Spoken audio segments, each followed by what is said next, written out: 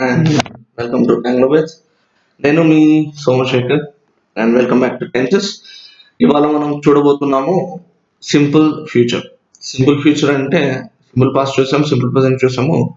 సింపుల్గా భవిష్యత్తులోని ఏవైనా సింపుల్గా ఎక్స్ప్లెయిన్ చేసుకోవాల్సిన వాటిని ఎలా వాడుకోవచ్చు. ఇక్కడ మీరు గమనిస్తే రెండు ఉన్నాయండి యూజెస్లో. విల్ ఒకటి, ఇది చాలా మందికి తెలిసిన విషయం ఏంటంటే ఫ్యూచర్లో విల్ వాడాలి అని. ఓకేనా, చాలా కొద్ది మందికి తెలిసిన విషయం ఏంటంటే ఫ్యూచర్లో బీ గోయింగ్ టు కూడా ఖచ్చితంగా వస్తుంది. ఎలా వస్తుంది ఏంటి అనేది ఇక్కడ యూసెస్ లో మీకు రాశాను. అయితే ముందుగా దాని యొక్క స్ట్రక్చర్ చూద్దాం. సో మీరు టెన్సెస్ కి ప్రీ రిక్విజిట్ క్లాస్ కనుక చూసినట్టయితే మీకు తెలుస్తుంది సబ్జెక్ట్, వర్బ్, ఆబ్జెక్ట్ అనేది ఖచ్చితంగా ఉంటుంది అనమాట. సో ఇక్కడ ఈ సెంటెన్స్ లో కూడా అలాగే స్టార్ట్ అవుతాయి.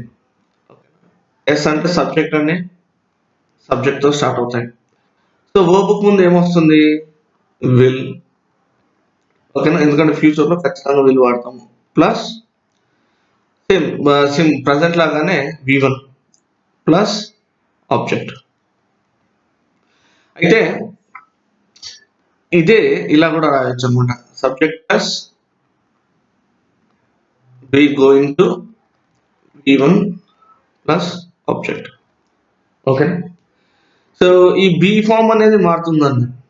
ఓకేనా, ఈజ్ కానీ యామ్ కానీ ఆర్ కానీ వాజ్ కానీ వాజ్ రాదు, ఈజ్ యామ్ ఆర్ ఇట్లా ఏమైనా రావచ్చు, మారుతూ ఉంటాయి. సో ఈ విల్ ఎప్పుడు వాడాలి, బి గోయింగ్ టు ఎప్పుడు వాడాలి? ఇప్పుడు మీరు ఏదైనా చెప్తున్నారు, దానికి పెద్దగా ఎవిడెన్స్ లేదు. ఓకేనా, ఉన్న అక్కడ స్పాంటేనియస్ అంటే ఆ నిమిషంలో ఏదైనా చెప్పారు అనుకోండి, వీళ్ళు వాడతారు. ఓకేనా, రేపు వర్షం పడవచ్చు. ఓకేనా, ఇలాంటి ఒక సెంటెన్స్ ఉంది. రేపు వర్షం పడుతుంది అన్నారు, ఎవరు చెప్పారు? ఒక ర్యాండమ్గా మీరే చెప్పారు అనుకోండి, ఎటువంటి ఎవిడెన్స్ లేదు మీ దగ్గర. ఓకేనా, and offers, promises, request, invitations ఉంటాయి కదండి. I will come, I will do.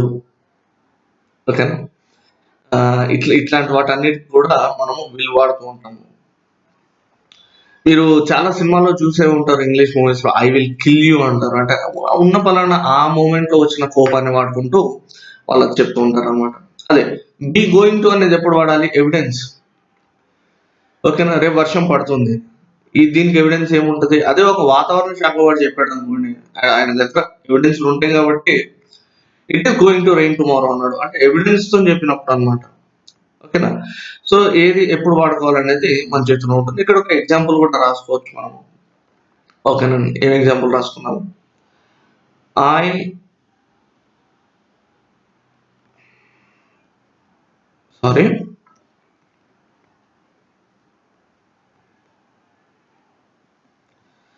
I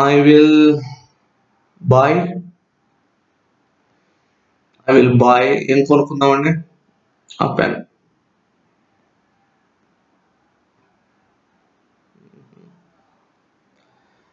ఇలా చేస్తున్నాం.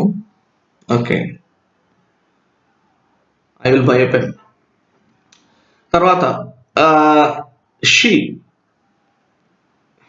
Okay,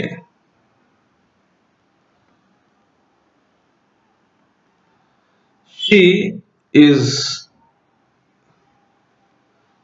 going to Cambridge. Fix అయిపోయింది అన్నమాట, అంటే ఆమెకు ఆఫర్ వచ్చింది, వెళ్ళిపోతుంది. Is going to Cambridge. Cambridge తెలుసు కదండి, university.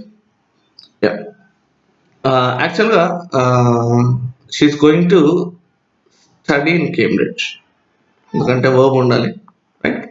So she is going to Cambridge అనేది మళ్ళీ సింపుల్గా అది ఎంటైర్ ప్రెసెంట్ టెన్స్ లోకి వెళ్ళిపోతుంది. She is going to study in Cambridge. So positives లో మీరు పెట్టాలి అంటే I will buy a pen, she's going to study in Cambridge. ఇప్పుడు ఈ విల్ వాడే కానీ బీ గోయింగ్ టు వాడచ్చు.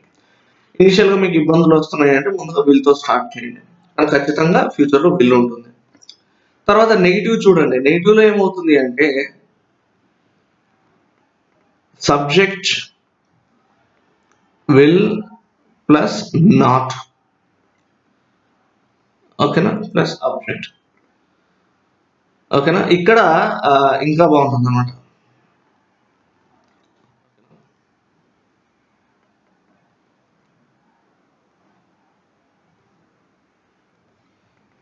Yeah. ఇక్కడ ఏమవుతుంది అంటే నాట్ వస్తుంది, సబ్జెక్ట్ ప్లస్ బీ ఫామ్ వచ్చి తర్వాత నాట్ గోయింగ్ టు మళ్ళీ ఒక ఎగ్జాంపుల్ చూద్దామండి. ఇక్కడ కూడా ఒక ఎగ్జాంపుల్ చూద్దాం. ఓకేనా. ఫస్ట్ ది సింపుల్ గా ఉంటుంది. ఏంటది? I will not buy pen. ఓకేనా. అదే సెకండ్ దానికి చూస్తే ఏమవుతుంది? She is not, be forms చెప్పాను కదండి, ఈజ్ ఏమని రావచ్చు అని. So she is not going to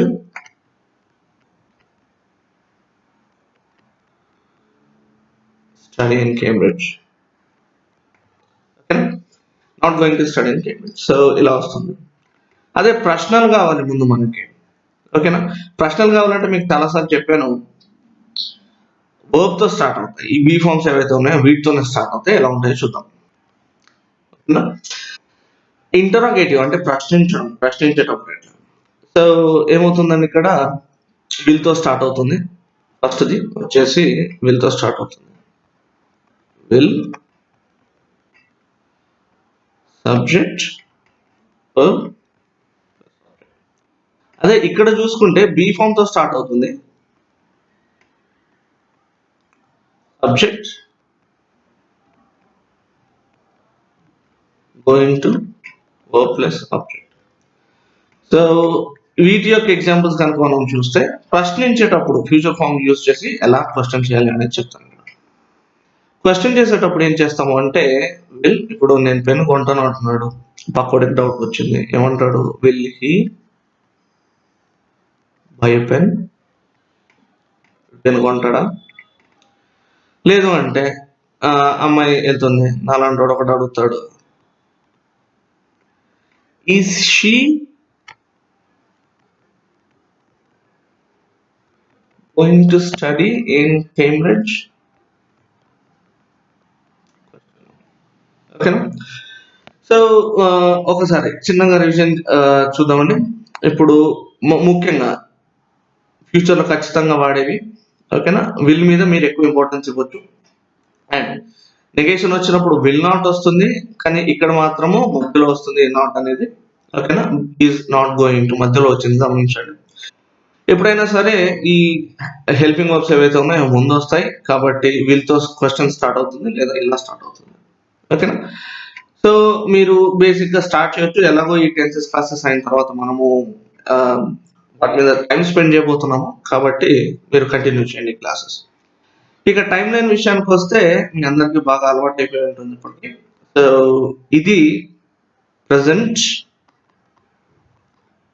past, ఇది ఫ్యూచర్, రైట్. సో ఇప్పుడు మీకు ఎక్కడ వస్తుందండి? ఫ్యూచర్ లో సమ్వేర్ రిప్రజెంటేషన్. ఓకేనా. మళ్ళీ ఒకసారి చిన్న సమరీ చూడండి. సింపుల్ ఫ్యూచర్ అనేది ఎక్కడైనా సరే ఫ్యూచర్ లో జరిగేయవచ్చు లేదా జరిగే అవకాశాలు ఉన్నాయి అలాంటివి. ఓకేనా. బహుశా జరగవచ్చు, అట్లాంటప్పుడు మనము సింపుల్ ఫ్యూచర్ వాడతాం. వాటిని రెండు రకాలుగా వాడతాము. విల్ వాడతాము, బి గోయింగ్ టు వాడతాము. ఓకే. బి అంటే మళ్ళీ ఈజ్ ఆర్లో ఏదైనా రావచ్చు. సో మీరు కనుక గమనిస్తే విల్ ఎక్కడ వాడాలి, బి గోయింగ్ టు ఎక్కడ వాడాలి అనేది ఇక్కడ మాట్లాడుకున్నాం. Positive, negative and interrogative cases ఎలా ఉంటాయి, దీని యొక్క టైం లైన్ ఎలా ఉంటుంది కూడా మనం చూసాం. ఓకేనా. సో నెక్స్ట్ ఎప్పటిలాగే టైం అడ్వర్బియల్స్ స్క్రీన్ ఇస్తానండి, మీరు స్క్రీన్ పాజ్ చేసి నోట్ చేసుకోండి. టైం అడ్వర్బియల్స్ అంటే I will by a pen tomorrow. ఈ టుమారో అనేది టైం అడ్వర్బియల్. ఓకేనా. అండ్ కంటిన్యూ అవ్వండి ఈ క్లాసెస్, ఎందుకంటే చివరిలో మనం కొన్ని ఎక్సర్సైజెస్ కూడా చేద్దాము, చాలా మంది అడిగారు. ఓకే. నెక్స్ట్ క్లాస్ లో కలుద్దామండి. Yeah, these are the time adverbials. ఇవి చూడండి, tomorrow, today, next plus time అన్నాను, అది నెక్స్ట్ వీక్ కావచ్చు, నెక్స్ట్ మంత్ కావచ్చు, నెక్స్ట్ ఇయర్ కావచ్చు, నెక్స్ట్ మండే కావచ్చు. In the future, tonight, this day, this month, on Monday, on Tuesday, etcetera అంటే ఒక పర్టికులర్ డేట్స్ అనమాట. Okay. So in the next class everybody, have a nice day.